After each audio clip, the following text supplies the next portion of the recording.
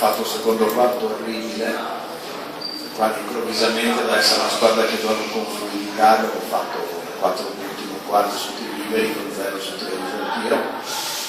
e ovviamente poi sarà il lavoro dei prossimi giorni, indipendentemente che per noi la stagione sia finita, cercare di capire il perché. Dopodiché insomma la partita era stata ovviamente spezzata, ma permettetemi di comunque elogiare i miei giocatori, perché questa è la classica situazione nella quale puoi prendere 40 punti e non ti accorgi neanche di averli presi, e invece hanno avuto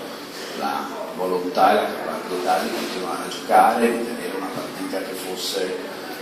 numericamente entro certi limiti, e dimostrando di avere anche in questo un atteggiamento professionale, al di là della differenza di valori che è stata espressa. Per il resto ovviamente in bocca al lupo alla Fortitudo, onestamente spero che la Fortitudo salga in A1 così il prossimo anno non la incontro nei playoff e respiro meglio, ma al di là della battuta insomma credo che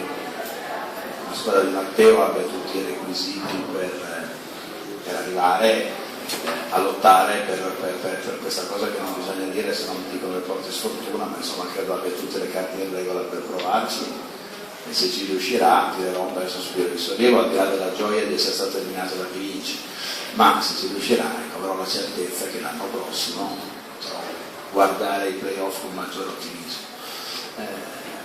Vi ringrazio dell'attenzione, vi ringrazio della disponibilità, e chiaramente spero che ci siano, al di là di tutto, occasioni future per scambiare opinioni di pallacanestro. Vi ringrazio e buona serata.